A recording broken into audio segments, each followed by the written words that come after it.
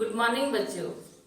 आज हम कक्षा 6 के गणित में देखेंगे पेज नंबर 95 संख्याओं के साथ खेलना में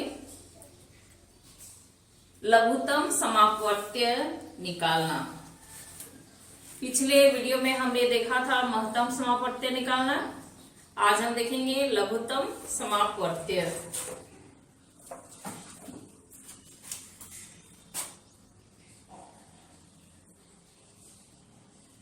लघुत्तम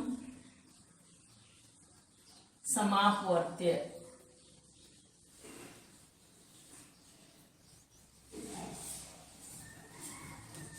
या इसको हम शॉर्ट में ला भी कहते हैं और इंग्लिश में इसको LCM फुल फॉर्म है लोवेस्ट कॉमन मल्टीपल।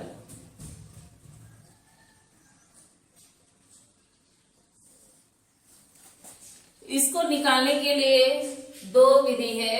एक है अभाज्य गुणनखंड विधि। तो सबसे पहले हम देखेंगे अभाज्य गुणनखंड विधि।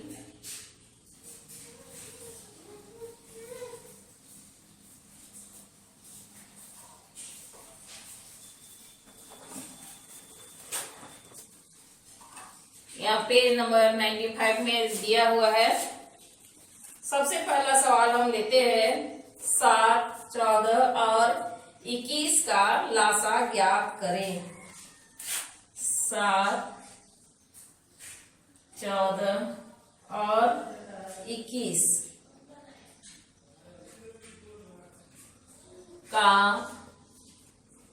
लासा ज्ञात करें।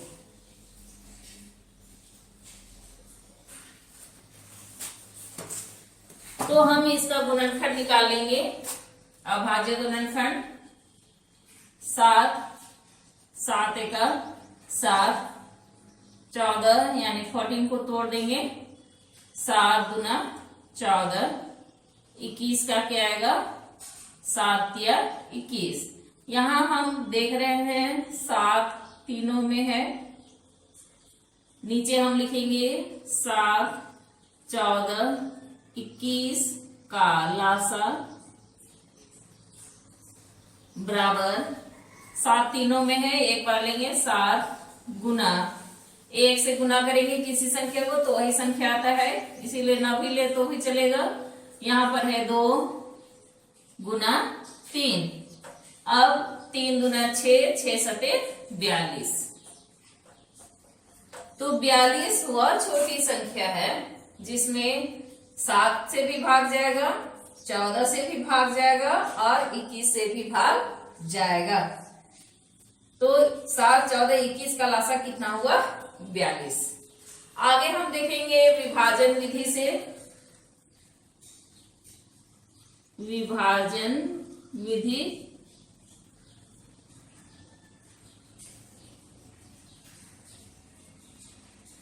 सात, 14, 21 लासा निकालने के लिए आप कोशिश करें कि कम से कम दो संख्या में जरूर पूरा पूरा भाग जाए। तो यहाँ पर 7, 14, 21 सब में किसे जाएगा 7 से। 7 एका 7, 7 दूना 14, 7 या 21। अब यहाँ पर बच गया हमारा 1, 2, 3। तो इसमें किसी से भाग नहीं जाएगा। अब लासा हम लिख देंगे इसका लासा बराबर 7 गुना 1 गुना 2 गुना 3। 7 एका 7, 7 गुना 14, 14 दिया 42। तो इस प्रकार से अभी हमने दो विधि देखा, अभाज्य गुणनखंड विधि और विभाजन विधि। दोनों में से किसी भी विधि का उपयोग करके आप लासा निकाल सकते हैं। यहाँ हम प्रश्नावली देखेंगे।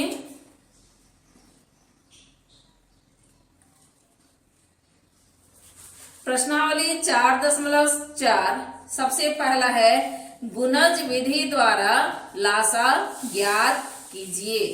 गुणज विधि कहने का मतलब है पहाड़ा 2 एका 2, 2 दूना 4, इस तरह से करके आपको निकालना है। एक बता देते हैं, आप उसी तरह से निकालेंगे।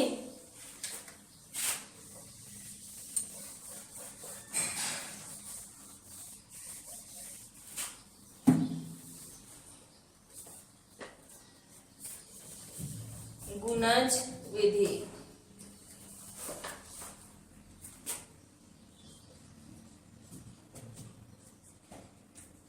गुणज विधि यहाँ पर है पहला नंबर 2 तथा 4।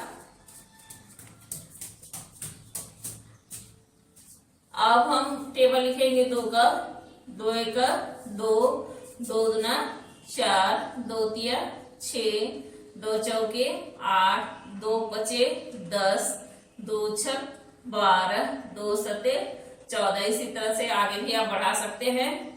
4 का 4 एका 4, 4 दूना 8, 4 तिया 12, 4 चौके 16। कंटिन्यू कर सकते हैं आगे। अब इसमें दोनों में देखिए कौन सी ऐसी संख्या है जो दोनों में शामिल है। तो यहाँ पर क्या है 4, यानी 2 और 4 का लासा कितना होगा, लासा बराबर 4। तो इस तरह से आप गुणज विधि द्वारा लासा निकाल सकते हैं। 3 तथा 4 वैसे ही है। दूसरा नंबर 3 तथा 4, 3 का निकालेंगे। 3 एका 3, 3 दूना 6, 3 तिया 9, 3 चौके 12, 3 पचे 15। आगे आप कंटिन्यू कर सकते हैं। 4 से 4 एका 4, 4 दूना 8, 4 तिया 12, 4 चौके 16, 4 पचे 20। अब हम देखेंगे दोनों के टेबल में कि कौन सी संख्या दोनों में कॉमन है। तो हम यहाँ क्या देख रहे हैं, यहाँ भी 12 है और यहाँ पर भी 12 है, यानी 3 और 4 का लासा कितना आएगा, 3 और 4 का लासा कितना आ गया, 12। इसी तरह से आप बाकी बनाएंगे। दूसरा नंबर अभाज्य गुणनखंड विधि, ये हमने आपको बता दिया। तीसरा है विभाजन विधि, ये भी आप आसानी से बना सकते हैं, जो हमने पहले उदाहरण देखे। अगला प्रश्न है चौथा नंबर 10, 15 तथा 25 बच्चों के समूह बनाने के लिए कम से कम कितने बच्चों की आवश्यकता होगी। सवाल को ध्यान से पढ़ना है। कम से कम बोल रहा है, यानी कम से कम तो क्या निकालेंगे, हम लासा निकालेंगे। आप किसी भी विधि का प्रयोग कर सकते हैं, चाहे आप गुणनखंड विधि करें या तो फिर गुणज विधि या तो विभाजन विधि। प्रश्न नंबर 4, 10, 15, 25 कम से कम कितने बच्चों की आवश्यकता होगी। तो हम इसमें लासा निकालेंगे, विभाजन विधि का प्रयोग कर रहे हैं। 5 से 5 दूना 10, 5 दिया 15, 5 पचे 25। अब हमारा बाकी बच गया, यहाँ 2 है, 3 है, 5 है। तो कोई भी ऐसी संख्या नहीं है जिससे कि इसमें भाग जाए, सिर्फ एक को छोड़ के। तो अब हम क्या करेंगे, इसका लासा निकालेंगे।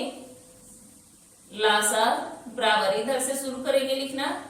5 गुना 2 गुना 3 गुना 5, 5 गुना 10, 10 दिया 30, 30 पचे कितना होगा, 5 गुना 0, 0 5 दिया 15, कितना आया 150, 150 बच्चे। तो कम से कम हमें 150 बच्चों की आवश्यकता होगी। 150 बच्चों की आवश्यकता होगी, तब हम 10 का समूह बना सकते हैं, 15 बच्चों का समूह बना सकते हैं और 25 बच्चों का समूह बना सकते हैं। सवाल आप अवश्य लिख लेंगे। आगे हम देखेंगे प्रश्न नंबर 5। पानी के 3 नल 2 घंटे, 4 घंटे तथा 8 घंटे पर खुलते हैं। तीनों एक साथ कब खुलेंगे? सेम इसी तरह से बनाना है। 3 नल है, 2, 4 और 8 घंटे पे खुल रहे हैं। 2 एका 2, 2 दूना 4, 2 चौके 8। लासा कितना हुआ? 2 गुना 1 गुना 2 गुना 4। हमेशा लिखना आप एक तरफ से शुरू करेंगे तो मिस्टेक नहीं होगा। 2 एका 2, 2 दूना 4 और 4 चौके 16, यानी 16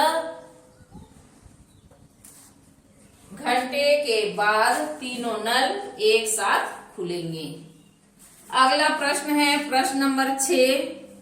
3 ब्लाडर में क्रमशः 10 लीटर, 15 लीटर तथा 25 लीटर डीजल है।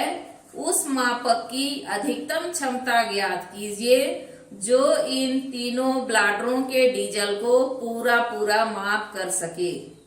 तो ये आपका होमवर्क रहा, आप बना करके व्हाट्सएप में भेजेंगे। सेम इसी तरह से बनेगा।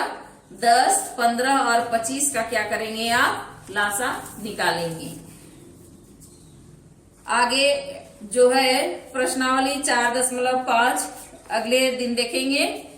तब तक के लिए धन्यवाद।